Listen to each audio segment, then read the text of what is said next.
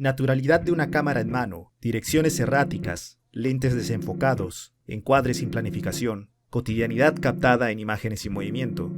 Un juego en donde los bordes implícitos de la realidad y la ficción se complican. Este es el género de metraje encontrado. Un apelativo surgido de esta intención por distorsionar, pero que aún así enfatiza con sus premisas autoconscientes los límites de su mentira. Desde este punto de vista podemos empezar a valorar el trabajo de Koji Shiraishi con su obra Occult, puesto que sus esfuerzos por difuminar estas barreras de lo real se hallan más allá de solamente su método narrativo, sino que se demuestran en capas incrementales de complejidad. Considera lo siguiente: una víctima pierde a su amada y empieza a verla en fotos posteriores a su muerte.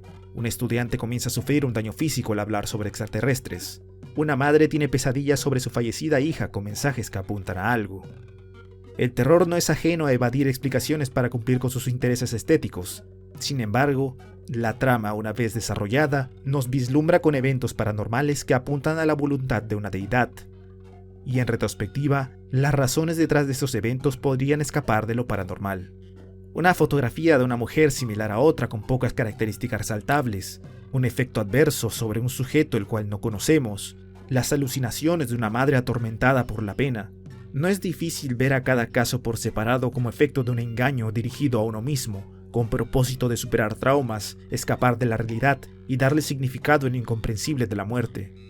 Es así que la semilla de la duda se planta desde los eventos introductorios de la obra, lo que nos obligan a cuestionarnos si lo que vemos corresponde a la realidad interna, si realmente tienen que ver con lo que nos compete, si son meras coincidencias o si están en esta historia por algo más.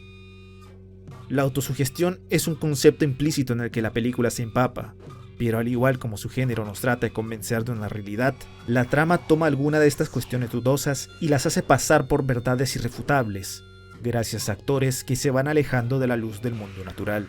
Y una vez llegada la pérdida absoluta de la cordura frente a tanta coincidencia y evento inexplicable, se termina por comunicar ese mismo sentimiento opresor y paranoico por medio de las técnicas cinematográficas, o falta de, usando efectos visuales baratos, movimientos borrosos, una secuencia y un ritmo narrativo que sugestionan al intérprete a entender como reales sucesos irreales más allá de su naturaleza como película.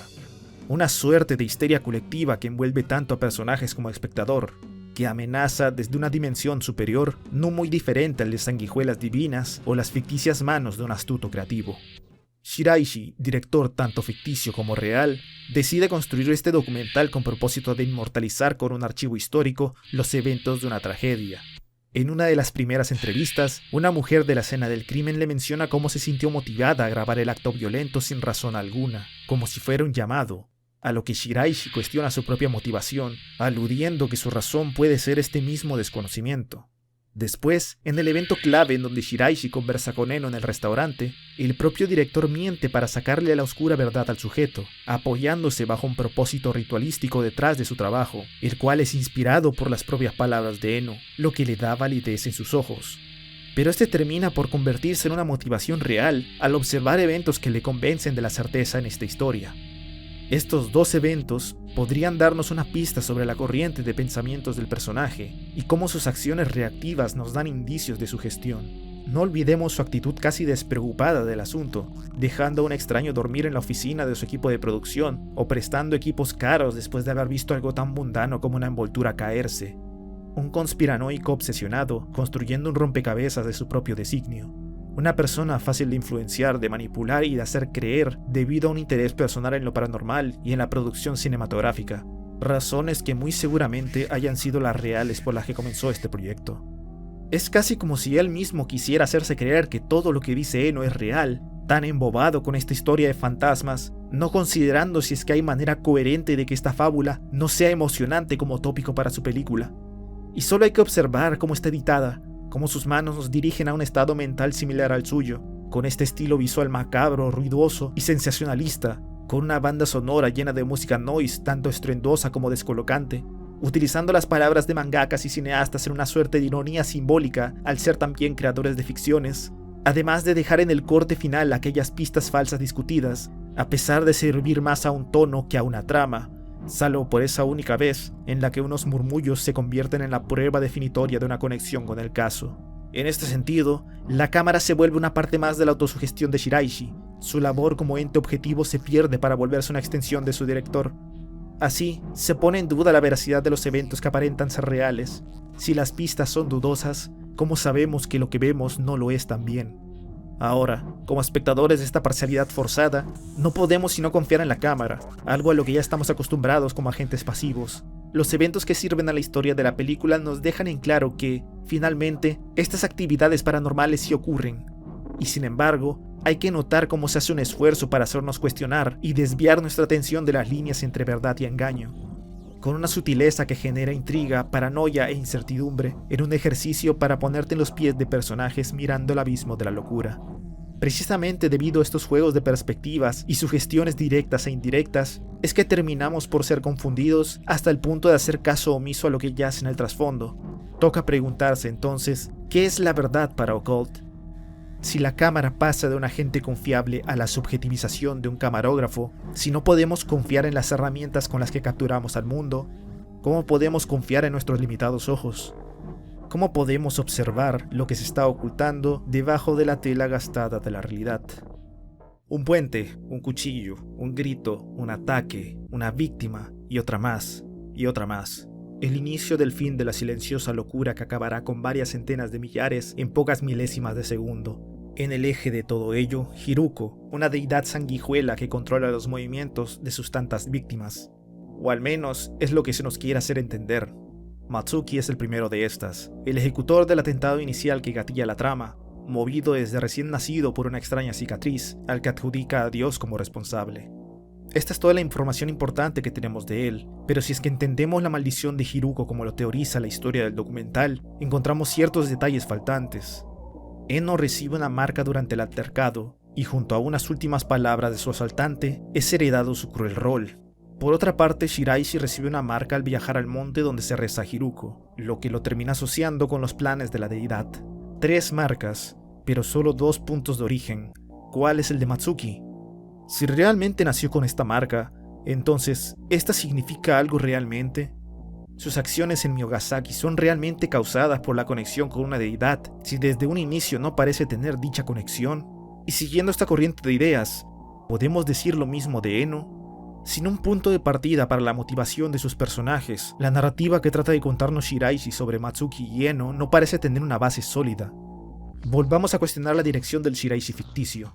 Una historia adicional contada al inicio de la película, junto a los otros eventos paranormales mencionados, es la anécdota de Eno y su madre, quienes observan una nave espacial de 30 a 40 metros de largo con luces anaranjadas, el cual también podríamos explicar como el producto de las alucinaciones y la actitud paranoica del personaje, si no fuera que su madre lo confirma, estableciéndolo en la realidad y eliminando toda relación con el caso.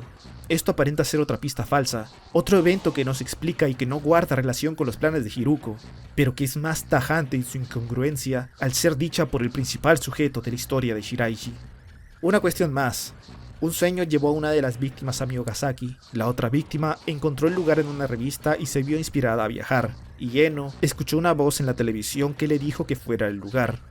En principio esto parece un llamado para el ritual, pero en segunda vista, mientras que un sueño y una voz misteriosa parecen conectarse a lo oscuro, una revista y un viaje para un destino turístico, darle un sentido paranormal a todas las víctimas del atentado por simple asociación es descabellado, lo que entonces nos permitiría dudar de las otras 2 declaraciones, su conexión con lo sobrenatural, o incluso, si fuese paranormal, su conexión particular con este caso. Más desvíos de atención y otra suma a la autosugestión de que un evento extraño le sigue otro, lo mundano visto como paranormal y lo paranormal oculto de nuestros ojos. Tantas preguntas y tan pocas respuestas, mientras sigamos viendo todo a través de Shiraishi y su cámara que ofuscan la tan presente realidad del otro. Shohei Eno es el eje principal de esta historia, alguien que observa milagros ocurriendo en el mundo, y sin embargo, parece que ningún milagro real fue dirigido hacia su persona. En su introducción nos cuenta cómo vivía con sus padres a sus 30 años. Cuando Shiraishi toma un interés por él, le muestra cómo su situación solo le permite obtener trabajos inestables, como un simple reemplazo y sin requerir habilidades especializadas o conocimientos. Sus ganancias las utiliza para pagar su estancia en internet cafés y comida instantánea, mientras que lo que le queda se lo gasta en alcohol y cigarrillos. Y no olvidemos cómo es pésimo para socializar, cómo siempre está siendo hostil con un miembro del equipo de producción y cómo el alcohol le hace decir de más. Desde el primer minuto hasta el último, se nos presenta a Eno como un paria, hasta el punto que incluso él mismo afirma vivir una vida de mierda.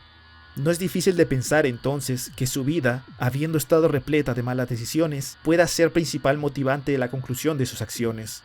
Y a lo mucho, la paranoia y locura causada por lo paranormal haya servido como un último empujón en la consumación de su crimen. Si partimos desde esta premisa, la trama de Occult y sus temas comienzan a desenvolverse. Él, al igual que Shiraishi, se presenta como alguien despreocupado y tranquilo, a pesar de estar preparando un ataque de terrorismo doméstico por toda la duración de la película, lo cual tiene sentido con su caracterización.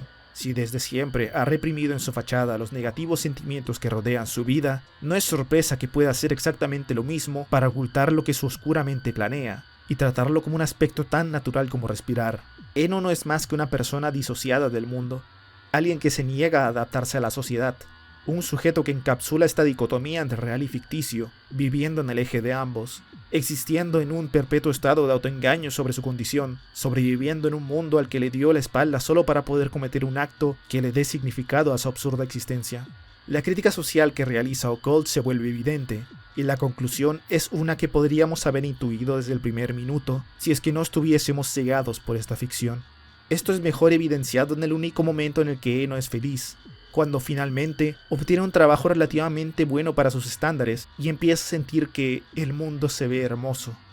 Coincidentemente, aquí es donde él no parece notar los eventos paranormales que ocurren a su alrededor. Los dichosos milagros evaden su vista y son solo captados por los ojos del director al control de esta falsa realidad. Últimamente, este estado mental más estable lo separa momentáneamente de su paranoia e insatisfacción, evitando que lo sobrenatural lo guíe hacia donde está el mal, sintiéndose finalmente que es dueño de su propia vida. Siguiendo esta corriente de ideas, podríamos alegar que los eventos paranormales, al igual que en algunas inspiraciones del filme, existen por personas que creen y hablan de ellos, materializándose con los sentimientos y pensamientos de la gente que le da a luz.